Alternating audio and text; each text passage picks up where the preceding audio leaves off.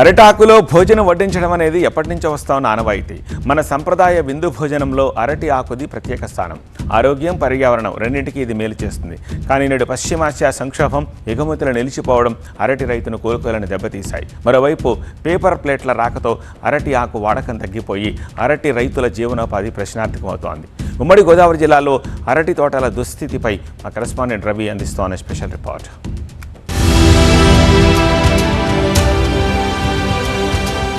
ఉమ్మడి పశ్చిమ గోదావరిలోని ద్వారక, తిరుమల, దెందులూరు, జంగారెడ్డిగూడెం నుంచి కొవ్వూరు దాకా వేలాది ఎకరాల్లో ఈ తోటలు విస్తరించి ఉన్నాయి. నిత్యం రాజమండ్రి, రావులపాలెం మార్కెట్లకు ఇక్కడి నుంచే గెలలు తరలి వెళ్తుంటాయి. అయితే ఎప్పుడూ కళకళలాడే ఈ పంట ఇప్పుడు మాత్రం గడ్డు కాలాన్ని ఎదుర్కొంటోంది.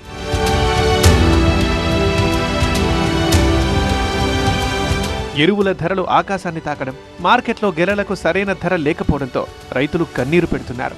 గిట్టుబాటు కాక తోటల్ని తొలగిస్తుండటంతో అరటి ఆకుల సరఫరాపై తీవ్ర ప్రభావం పడుతోంది. అటు మెట్ట ప్రాంతాలైన ఏలేశ్వరం, ప్రత్తిపాడు నుంచి ఇటు కోనసీమలోని ఆలమూరు, ఆత్రేయపురం దాకా ఒకప్పుడు ఆకులు సరఫరా చేసిన ఈ ప్రాంతం ఇప్పుడు వెలవెలబోతోంది. ఇలా వచ్చి సావుకారు 200 రూపాయలు కొన్నప్పటికీ కూడా మాకు ఇచ్చే ధర లెక్కల్లోకి వచ్చేటప్పటికి 160, 170 మళ్ళీ తీతలో జరగడం అది జరుగుతుందండి. అయినప్పటికీ కూడా మాకు ఎటువంటి విధానం లేదండి. రైతుల స్థితులు అయితే పెరిగిపోయి మేము కౌలు వ్యవసాయం చేసుకుంటున్నామండి. రోజుకి దిగజారిపోతుందండి. చేలోనేమో 100, 110 రూపాయలు పడుతుంటే పంట వచ్చేటప్పటికి మార్కెట్ వచ్చేటప్పటికి 110, 130 రూపాయలు వస్తుందండి. అసలు ఏమీ రావట్లేదండి. ఏం పట్టుకొచ్చినా కిట్టుబడి అవుతుందండి.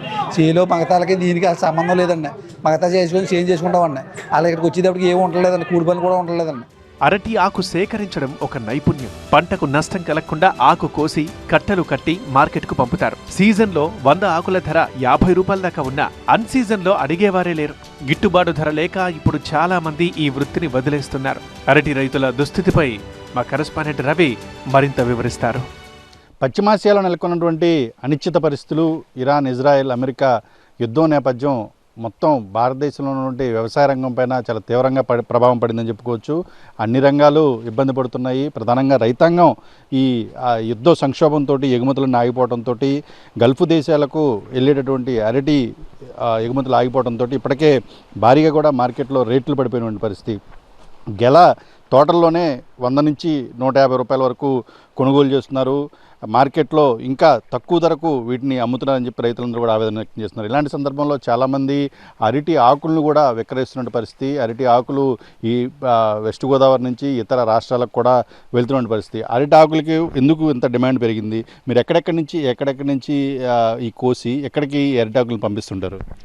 ద్వారకా, తిరుమల నుంచి హైదరాబాద్ వరకు అరిటాకులు పంపిస్తూ ఉంటాం. భీమడోలు, భీమవరం, విజయవాడ అలాంటి మార్గాలు ఏర్పాటు చేస్తూ ఉంటాం. అరిటాకు ఇటు వరకు బాగానే ఉండేది. ఇప్పుడు పామాయిల్ రావడం వల్ల అరిటాకు సాగు దిగుబడి కూడా తగ్గిపోతుంది.